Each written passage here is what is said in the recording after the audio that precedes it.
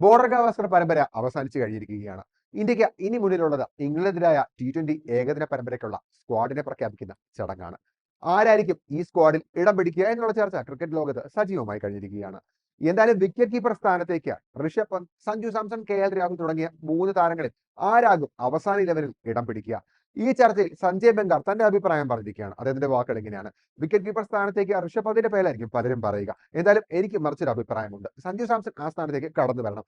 ബംഗ്ലാദേശിനെതിരായ T20 പരമ്പരയും അതിനുശേഷം south ആഫ്രിക്കയ്ക്കെതിരായ T20 പരമ്പരയും ഒക്കെ നമ്മൾ കണ്ടു കഴിഞ്ഞതാണ്.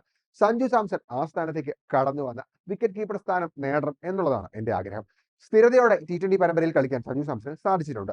അത് മാത്രമല്ല, ഋഷഭ് പന്തിനേക്കാൾ മികച്ച T20 നമ്പറും സഞ്ജു സാംസണിനാണ് ഉള്ളത്. അതിനാൽ തന്നെ സഞ്ജു തന്നെ ആ സ്ഥാനത്തേക്ക് കടന്നു വരണം എന്നുള്ളതാണ് എന്റെ ആഗ്രഹം. ഇതാണ് സഞ്ജയ് ബംഗാർ പറഞ്ഞിട്ടുള്ളത്. സഞ്ജു സാംസണും ഋഷഭ് പന്തും KL രാഹുലും തമ്മിൽ ഒരു മികച്ച കോമ്പറ്റീഷൻ T20 വിക്കറ്റ് കീപ്പർ സ്ഥാനത്തേക്ക് നടക്കുമ്പോൾ ആര് അവസാനം മുന്നേറും എന്നുള്ള ആകാംക്ഷ ക്രിക്കറ്റ് ലോകത്ത് ഉണ്ട്.